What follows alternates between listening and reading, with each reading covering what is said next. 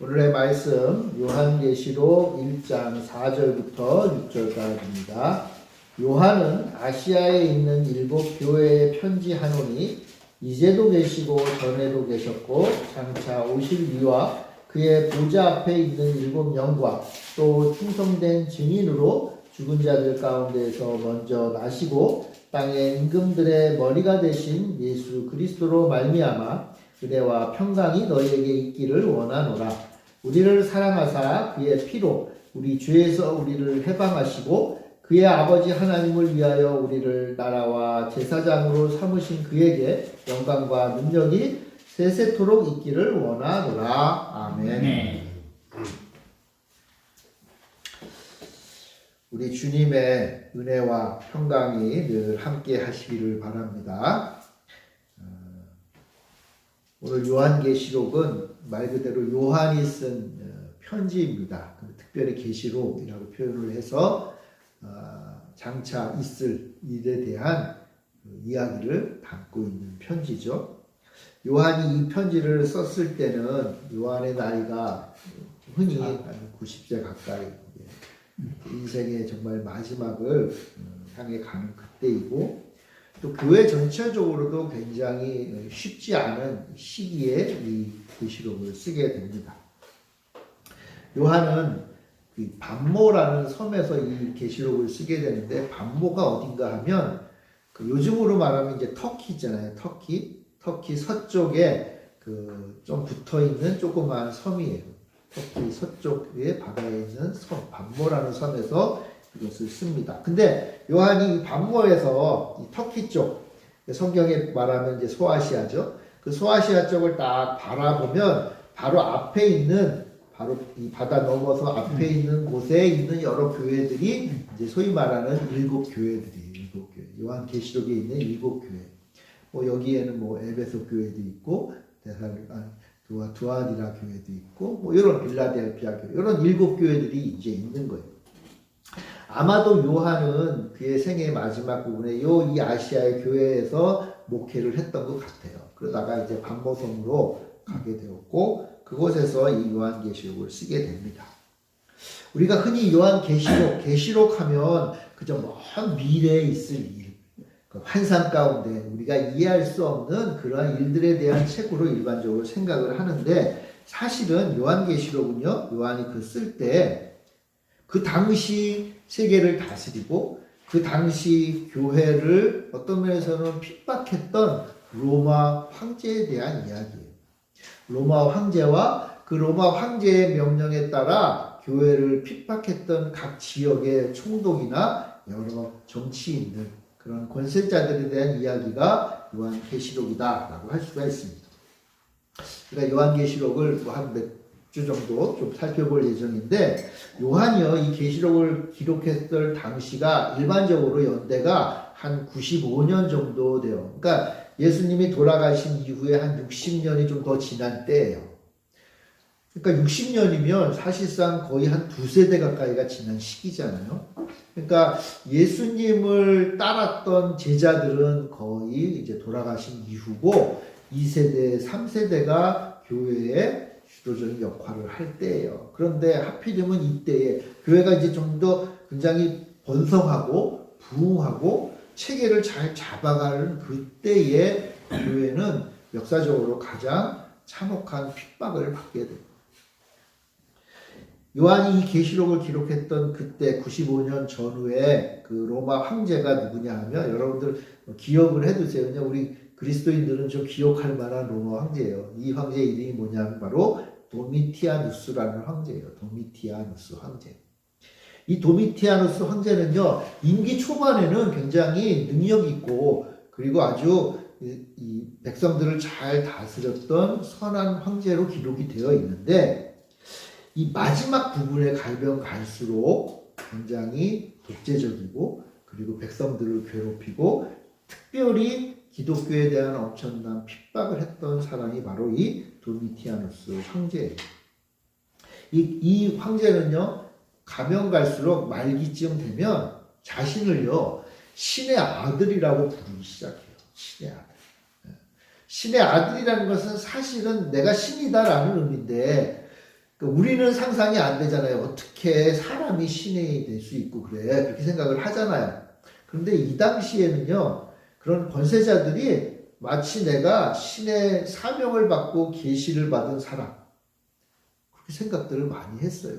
그래가지고 이 도미티아누스도 원래 로마가 그래도 나름의 좀 우리식의 민주주의는 아니지만 그래도 귀족이나 이런 사람들이 모여서 서로 합의하고 해서 회의를 하고 이렇게 이끌었잖아요. 근데 이 도미티아누스 황제는 마지막으로 가면 갈수록 내가 이거다. 내가 최고다. 내 말 다 들어. 안 들으면 어떻게 할까요, 여러분? 안 들으면 죽여버리는 거예요. 심지어는 이 황제는요, 자기 누이까지도 죽이고 추방하고 그런 일을 막 했어요. 우리는 흔히 교회를 핍박한 최고의 악한 황제 하면 누가 생각을 합니까, 여러분? 네로가 생각나잖아요. 근데 네로 황제는 이 도미티아누스 황제의 세 세대 전, 세 사람 저 위의 황제예요. 그러니까 네로 황제가 핍박을 했을 때 사도 바울이나 베드로가 죽었고요.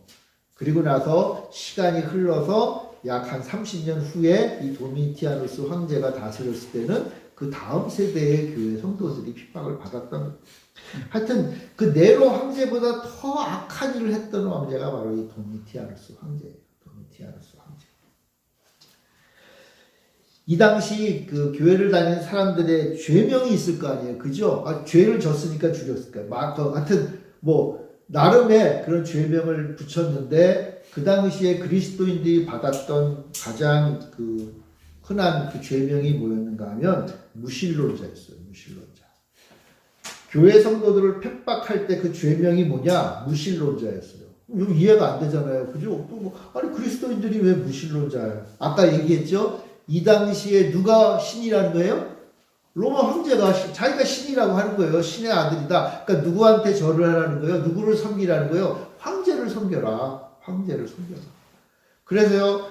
로마 그 황제의 치하에 살아남고 싶으면요. 세계 모든 종교들이 로마에 있었던 모든 종교들이 자기가 섬기는 신이 아니라 최소한 그 신과 동일하게 로마 황제도 신으로 섬겨야 돼요. 근데 우리 교회에 다니는 성도들이 그렇게 했을까요? 안 했을 거예요. 안 했어요. 당연하죠. 안 했어요. 그래서 이 당시에 로마 황제가 가장 골치 아팠던 종교가 두 개가 있어요. 하나는 뭐예요? 유대교. 유대교도 여호와 하나님이시잖아요. 그죠? 근데 유대교의 어떻게 보면 창피한 역사인데 이때 유대교는 로마 황제도 신으로 섬겼어요. 그래서 이때는 유대교는 핍박을 안 받았어요. 물론 뒤로 정치 자금도 많이 주고 뭐 이런 걸 했겠죠. 그리고 유대교가 자그마한 그런 종교는 아니었잖아요. 그러니까 서로 합의하에 유대교는 봐줬어요. 근데 기독교는요 이제 막 떠오르는 종교고 그리고 권세가 그렇게 많지 않았어요. 사회적으로 숫자는 많은데 그냥 평범한 평민들 그리고 노예들 이런 사람들이 교인들이 많다 보니까 힘이 없어요. 게다가 예수 그리스도만이 나의 참된 하나님이시다 라는 믿음으로 살았던 사람들이잖아요. 그러니까 로마 황제가 신이야. 실제로 그래 좋아. 예수도 신인데 예수보다 로마 황제가 더 높은 신이야 라고 이야기하는 것에 동의할 수가 없어요. 그러니까는 이 로마 황제, 로마의 정부의 입장에서 보면 그리스도인들은 어떤 사람들이에요? 신을 안 섬기는 사람이에요. 로마 황제를 신으로 안 섬기는 사람이에요. 그럼 뭐예요? 무신론자가 되는 거예요. 무신론자. 무신론자였기 때문에 엄청난 핍박을 받았어요. 그 와중에 이제 이 요한이 목회를 했던 거예요. 물론 이 도미티아누스 황제는 아마도 이 요한계시록 기록된 바로 직후, 그러니까 역사적으로 96년에 암살을 당하고 막을 내려요. 그리고 나서는 로마가 좀 혼란스러웠어요. 오늘 계시록에 보면 13장에 여러분 잘 아시죠? 계시록 13장에 보면 두 짐승이 등장을 해요. 바다에서 두 짐승이 올라오는데 이 두 짐승이 누구냐면 바로 이 로마 황제와 그리고 또 로마 황제의 명령에 따라 성도들을 핍박하는 로마 정부들을 말하는 거예요. 각 지역에 있는 총독이나 그런 것들이 교회를 핍박하는 것을 상징적으로 보여주고 있습니다. 그러니까 이 요한계시록에 담긴 환상과 이야기는요, 그저 먼 미래에 있을 이야기라기보단 지금 바로 이 로마로부터 핍박당해서 목숨이 왔다 갔다 하는 그 어려운 상황에 있는 교회의 성도들을 바라보고 요한이 쓴 편지예요. 그럼 어떤 내용이 담겨져 있겠어요? 위로가 담겨져 있겠죠. 격려가 담겨져 있겠죠. 가장 중요한 것들은 그러한 짐승과도 같은 잔인한 정권으로부터 믿음을 빼앗기지 말라는 거예요. 흔들리지 말라는 거예요. 결코 변치 않는 확고한 예수 그리스도에 대한 믿음을 지켜라. 이게 바로 요한계시록의 가장 중요한 주제예요. 어떤 면에서 보면 그래서 이 요한계시록은요, 2장부터 7교회에 대한 이야기가 나오잖아요. 그죠? 그게 핵심 중에 핵심이에요.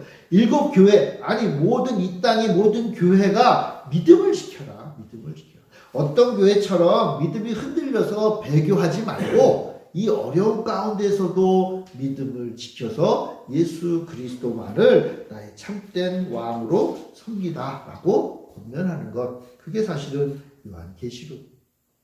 그래서요, 이 요한은요, 이 계시록을 쭉 쓰면서 가장 중요한 건 예수님이 누군지를 알려주고 싶은 거예요. 예수님이 누구인지. 우리가 왜 예수님을 섬겨야 되고 우리가 목숨이 왔다 갔다 하는 상황에도 예수님을 결코 놓칠 수 없느냐, 이 말이에요. 오늘날 우리 대한민국은 신앙생활 하는데 목숨이 왔다 갔다 하는 시대는 아니잖아요. 참 감사한 일이에요. 여러분, 우리나라도요, 불과 100년 전만 해도 믿음으로 사는 게 쉽지 않은 시대였어요. 좀 더 올라가서 200년 전에요, 그때는 진짜 목이 잘리는 시대였어요. 여러분, 그때 우리가 신앙생활을 하고 예수를 믿는다고 한번 생각해 보세요. 우리는 어떻게 할 수 있을까요? 얼마나 흔들렸겠어요. 얼마나 무섭고 얼마나 두려웠겠어요. 그래서 요한이 이 편지를 쓴 거예요. 이 편지를 통해서 우리의 목숨을 걸고라도 예수님을 따라야 될 이유, 그 이유가 계시록에 담겨져 있는 거예요. 요한은요, 그래서 오늘 우리가 읽은 본문을 통해서 예수님이 누구인지를 이야기하고 계세요. 누구인지. 우리는 예수님이 다 누구인지 알고 있잖아요. 그죠? 근데 그 예수님이 진짜 어떤 분인지를 말씀을 통해서 좀 아는 그런 시간이 되었으면 좋겠어요. 자, 여기 보면요, 5절에 보면 예수 그리스도로 말미암아라고 첫 번째 얘기하고 있어요.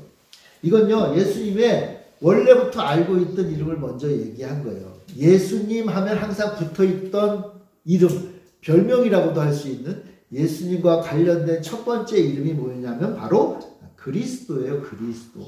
여러분, 예수 하면 항상 붙는 게 그리스도죠. 그죠? 이름은 예수고 그리스도는 예수님에 대한 어떻게 보면 별칭이에요. 별칭. 그럼 그리스도가 뭐냐? 그리스도가 무엇인지 여러분 많이 들으셨죠? 그리스도는요, 기름 부음 받은 자. 그리고 그것이 구약의 용어로는 메시아라는 같은 말이에요. 그러니까 당시 이 유대인들이 예수님 그분은 그리스도야, 예수님 그분은 메시아야 라고 이렇게 불렀다는 거예요. 예수님의 별명이 그리스도다. 여러분, 기름 부음 받은 자는 무슨 뜻일까요? 말 그대로 기름을 부었는데, 여러분 왜 기름을 부었을까요? 구약에 보면요, 기름 부은 사람들이 많이 있어요. 하나님이 선지자들을 통해서 기름 부었는데 누구에게 기름을 부었는가 하면 첫 번째로는 선지자에게 기름을 부었어요. 선지자에게. 그러니까 이제 앞으로 이 사람은 선지자로서의 일을 해야 돼 할 때 선배 선지자가 후배 선지자에게 기름을 부으면서 그 사명을 줬어요. 또는요, 왕에게도 기름을 부었어요. 왕에게는요, 대제사장이 가서 기름을 부어요. 왕으로서 앞으로 이스라엘을 다스릴 사명이 있으니까 기름을 붓는 거예요. 그래서요, 이 기름 붓는다는 말은 어떤 직분을 줄 때 기름을 부었어요. 사람을 통해서 기름을 부을 때도 있고요. 어떤 때는 하나님께서 직접 기름을 부어주실 때도 있어요. 그게 뭐냐면 바로 성령이 임하는 거예요. 아멘. 성령이 임함으로 그 사람을 내가 이렇게 쓸 거야 라고 하나님이 결정하시는 거예요. 오늘날도 교회에서 기름을 부어서 직분을 줄 때가 있어요. 기름은 안 붓죠. 대신 뭘 부어요? 물을 붓잖아요. 그죠? 물을 부어서요, 목사님들을 세울 때 기름을 부어요. 아마 카톨릭 교회에서는 사제님들을 세울 때도 역시 똑같은 예식을 할 거예요. 교회에서요, 장로님들을 세울 때도 기름을 부어요. 이 말은 뭐예요? 그 기름을 부음으로 직분을 주시는 것이고 그 직분을 감당하라. 그러면 예수님에게도 기름을 부으셨어요. 예수님이 해야 될 일이 있어요. 예수님이 하셔야 될 직분. 그게 뭘까요? 예수님이 십자가에 달려 죽으심으로 희생하심으로 온 세계를 구원하셔야 될 그 길을 예수님이 걸어가셔야 됩니다.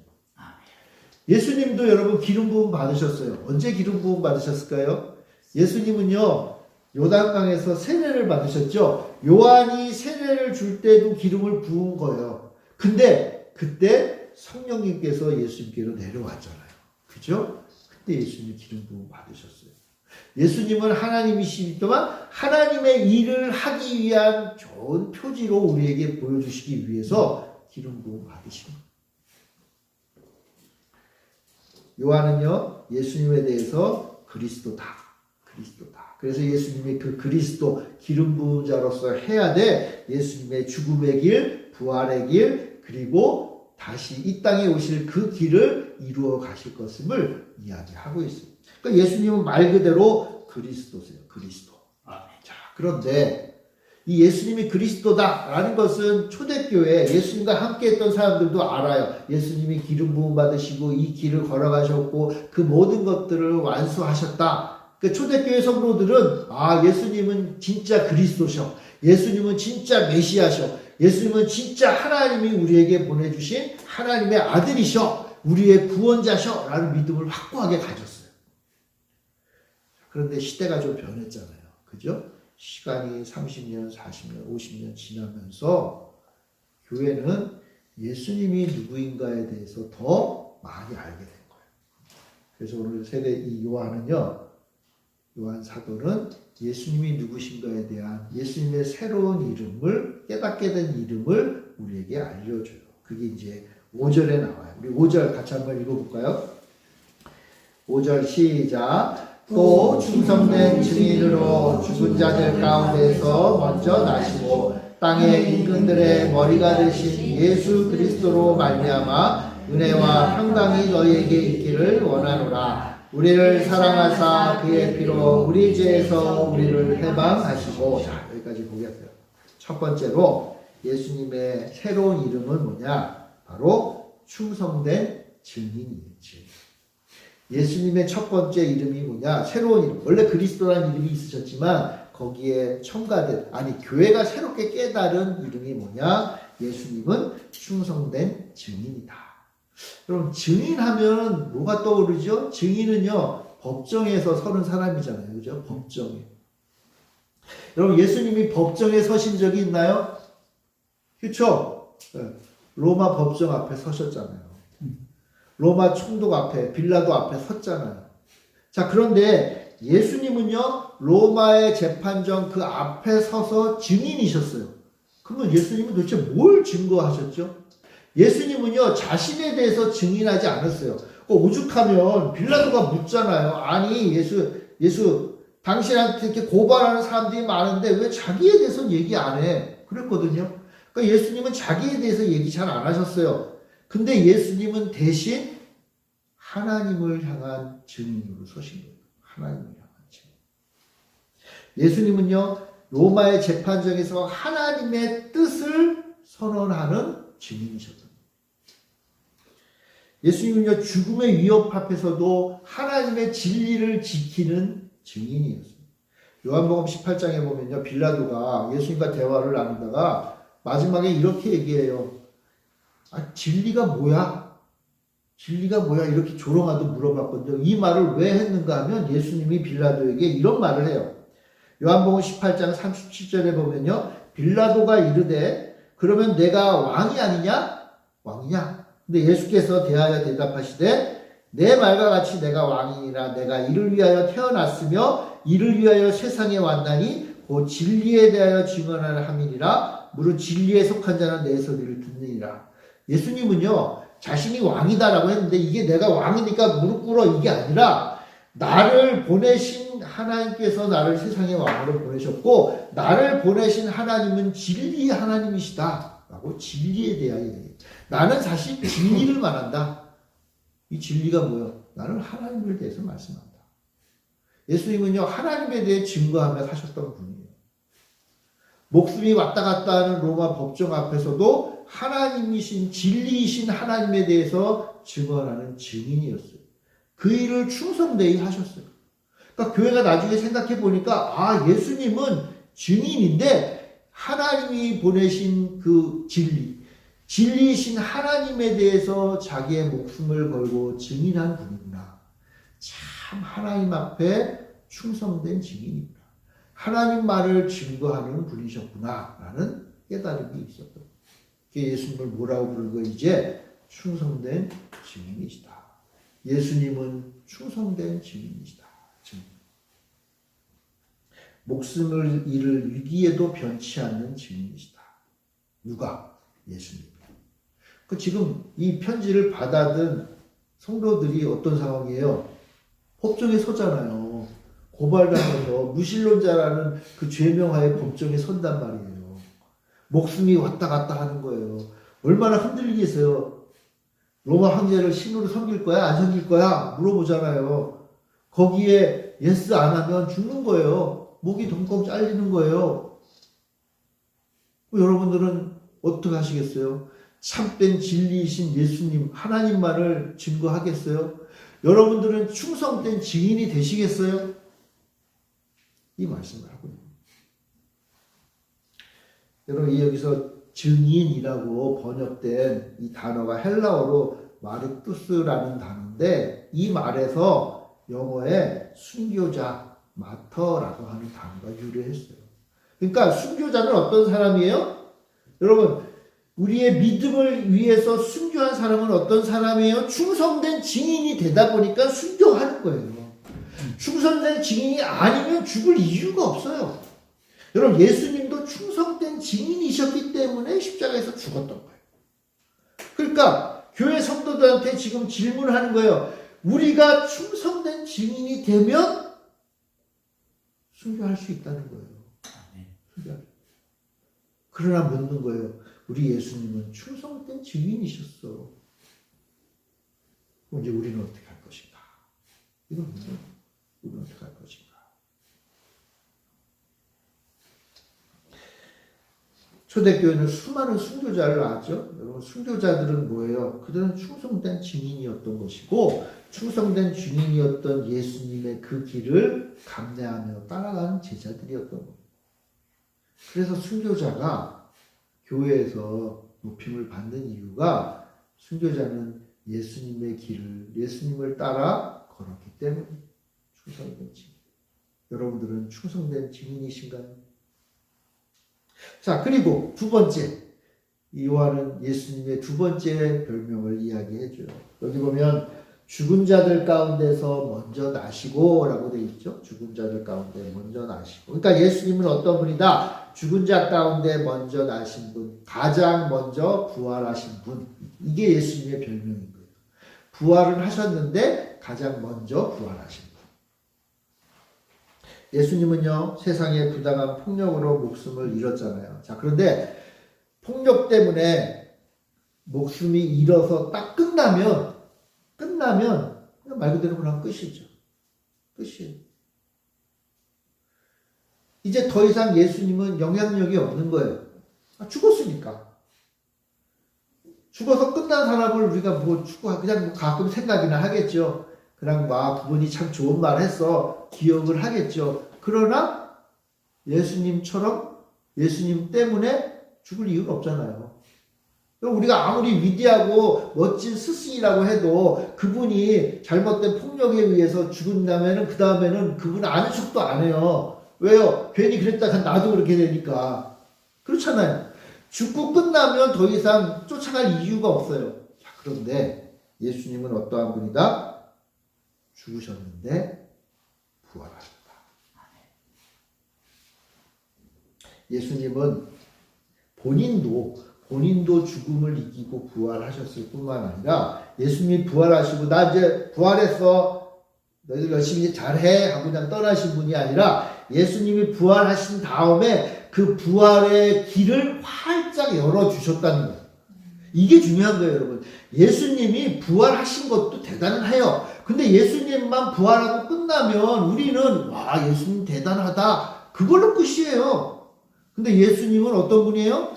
부활하시고 잠자는 자들의 첫 열매가 되셨다. 여러분, 첫 열매라는 말이 무슨 뜻이에요? 그 다음에 두 번째, 세 번째, 네 번째 열매들이 있다는 거예요. 따라온다는 거예요. 그러니까 예수님이 부활하셨다. 이걸로 끝난 게 아니라 예수님이 부활하심으로 그 부활의 길이 확 열렸다.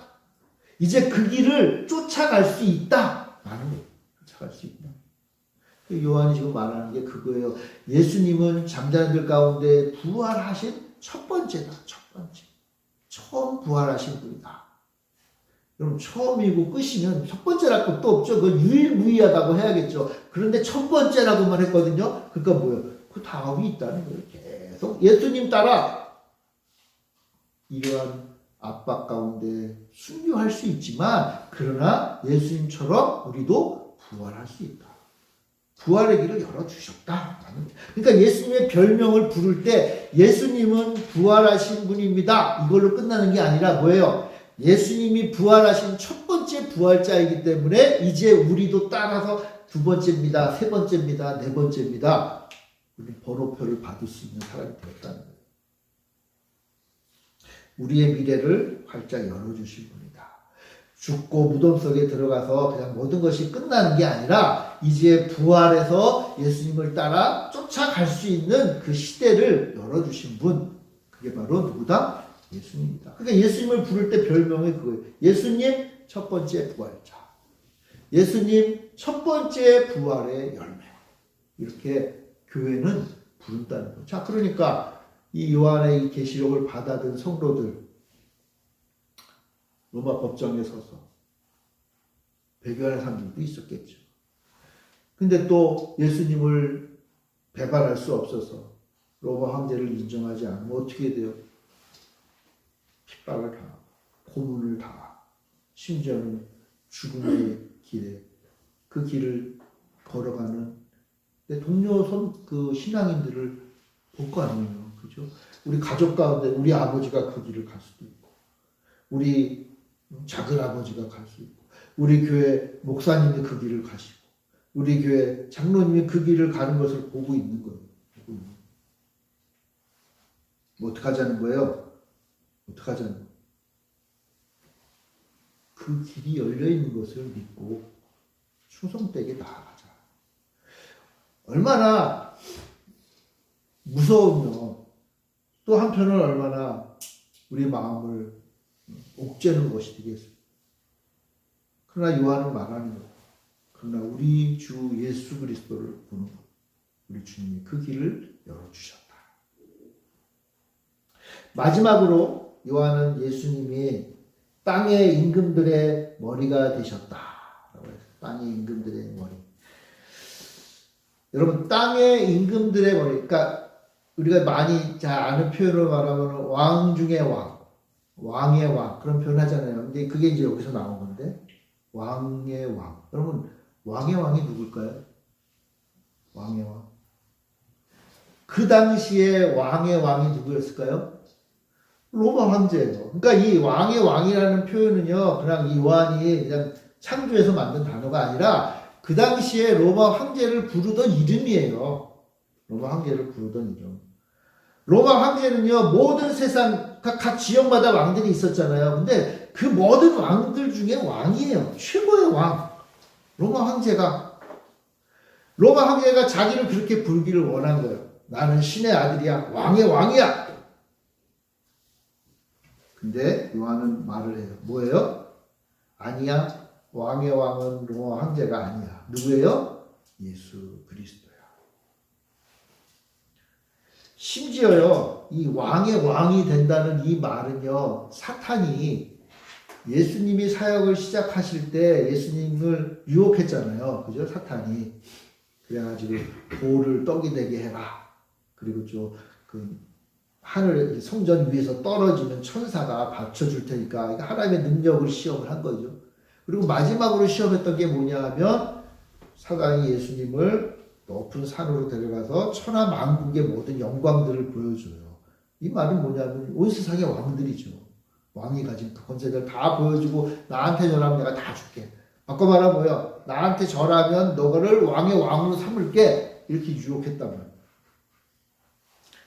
예수님이 어떻게 했죠? 한마디로 봐서 꺼져라 그랬잖아요. 꺼져라. 하나님의 영광을 이렇게 하면 안 된다. 그래서 했잖아요. 로마 황제는 사단의 유혹에 넘어간 거예요. 어떻게 보면 왕의 왕으로 자신을 생각했던 거예요. 근데 요한은 말하는 거예요. 아니 진짜 왕의 왕이 계셔. 로마 황제 너가 왕의 왕이라고 말도 안 돼요. 사단에게도 맞는 거예요. 물어보는 거예요. 사단 너가 이 세상의 권세자라고? 말도 안 돼. 물론 성경은 하나님께서 사단에게 이 세상 권세를 주셨다 그랬잖아요. 근데 그래서 사단이 전 세계 왕의 왕 같아요. 그러나 그 위가 있다는 거예요. 진정한 온 세상의 왕. 그 누구예요? 바로 예수 그리스도다. 예수 그리스도. 진정한 왕은 예수님밖에 없다. 예수님 위에 다른 이에게 그 이름을 하나님은 주신 적이 없어요. 그러니까 세상의 왕은요, 누구라도 뭐 바벨론의 왕이 되었든 로마의 황제가 되었든 사단이 되었든 오늘날 세계를 지배하는 뭐 온갖 높은 권세자들이 다 내가 왕의 왕이야. 돈으로 왕이 된 사람도 있고 권세로 왕이 된 사람도 있고 능력으로 왕이 된 사람도 있다고 말을 할지언정 그러나 그 모든 이들은 결코 왕의 왕이 될 수 없다. 누구만이 왕의 왕이다. 예수 그리스도만이 왕의 왕이다 라고 요한이 이야기하는 거예요. 그러니까 여러분 교회는요 어떠한 곳인가 하면 그 예수 그리스도 하나님의 사명을 줘서 그 우리를 구원하신 그 사명을 완수한 예수님이 바로 참된 증인이시고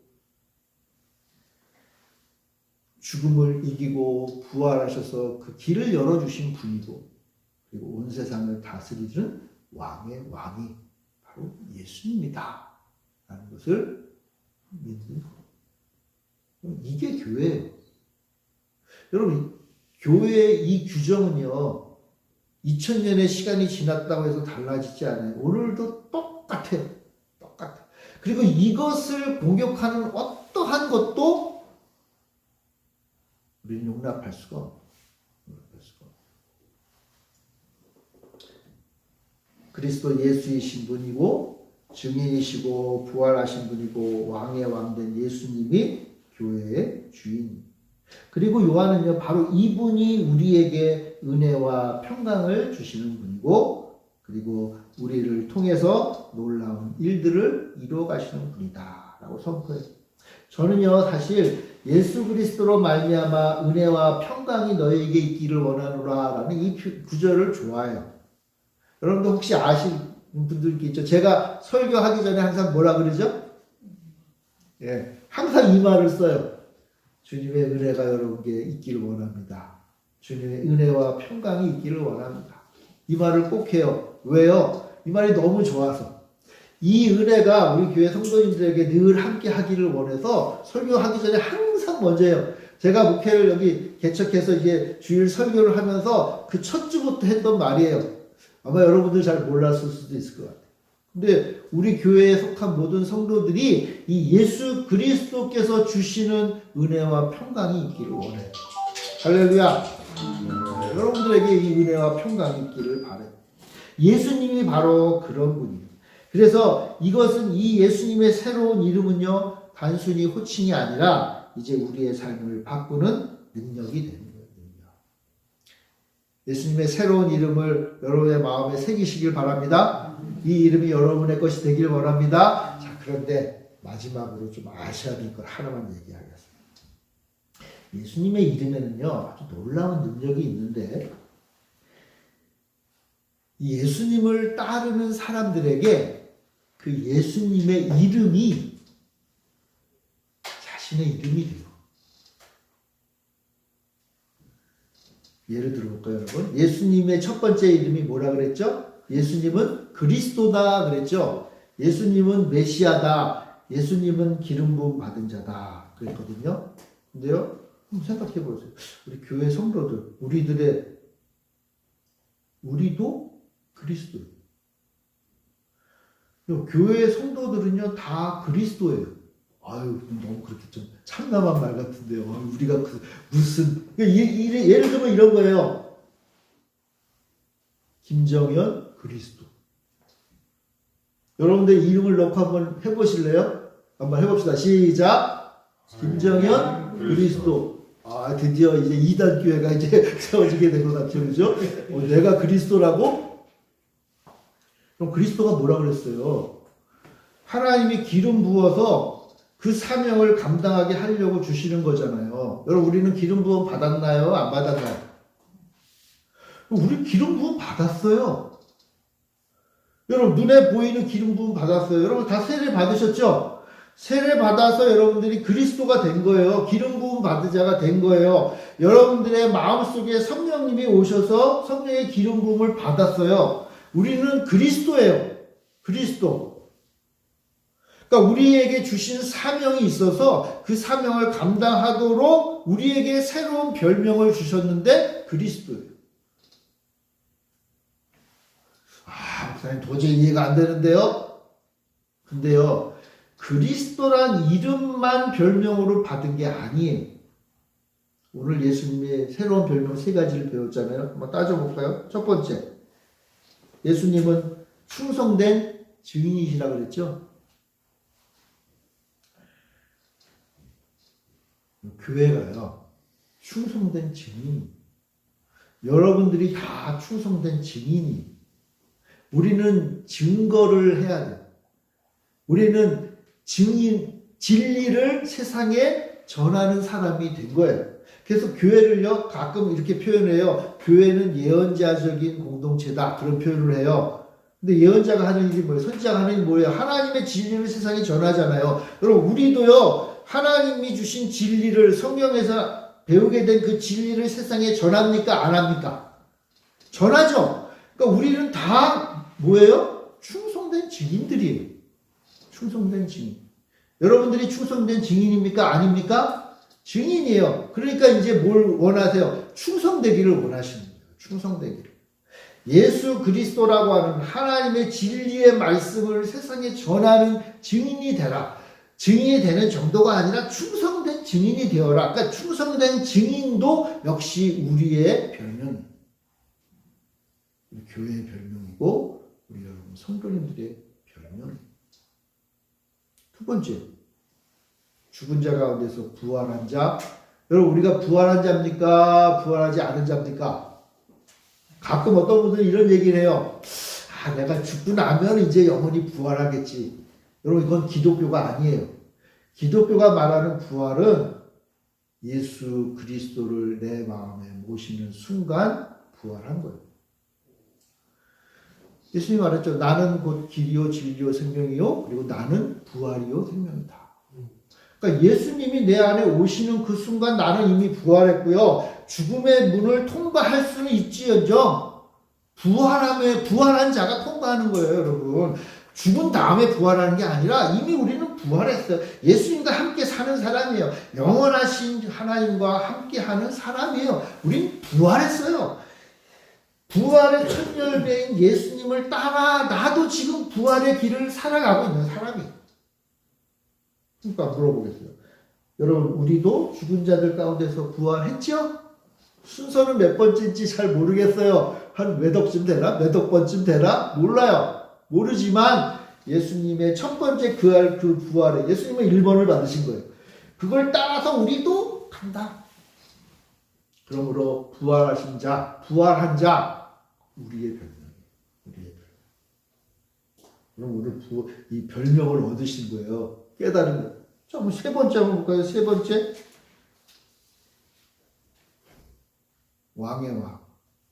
세상을 다스리는 왕.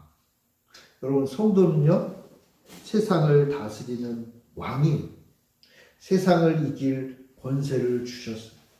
누가복음 19장에는요, 예수님이 말하기를 주인이 이르되 잘하였도다 착한 종이요 내가 지극히 작은 것에 충성하였으니 열 꼬울 권세를 차지하리라.